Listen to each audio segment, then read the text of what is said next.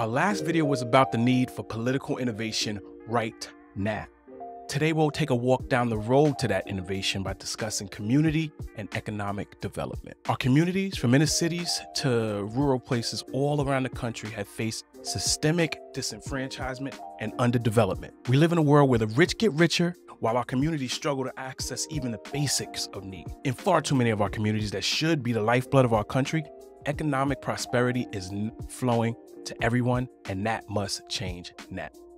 There's untapped potential everywhere waiting to be unlocked, but we need to ask better questions, tell new and better stories about what's possible for our communities. We need to create an optimistic vision of repair, redevelopment, and revitalization that we can all live into. There are many tools emerging that we can discuss that have the power to shift this dynamic. I know everybody don't like capitalism, but it's the system that we have. And one of the principles of capitalism is creative destruction. And that's exactly what we need right now, in this moment. We need a shift in our collective consciousness that destroys the pattern of our resources going to companies that do not invest in us. The neglect we experience isn't just about a lack of funds flowing. It's about being overlooked and being unheard. When development does occur, far too often it's by outside forces that have no connection to our communities other than the money that flows into their bank accounts. This cycle of underinvestment and neglect exacerbates issues like lack of quality education, food deserts, poor physical, mental, and spiritual health, economic stagnation, and more. We cannot solve today's and tomorrow's problems when we haven't even solved yesterday's. And we haven't solved yesterday's because we have not developed the new level of thinking and social ties that it's going to take for us to do so. I've been studying emerging technologies like AI and blockchain, mixed reality, the Internet of Things, additive manufacturing for a real long time now. And what I know in no uncertain terms is that these technologies are converging in a way that we are not ready for, but they're coming nonetheless. We got to get ready, and the communities that do will seize upon more opportunity than has ever been seen throughout the course of human history. The first trillion are going to be made over the course of the next decade. We'll see more changes in the next 10 years than we have in the last 100. The pace of change is going to continue to be dizzying, but the people and communities that learn to ride that wave have a massive opportunity for significant, life-changing advancement.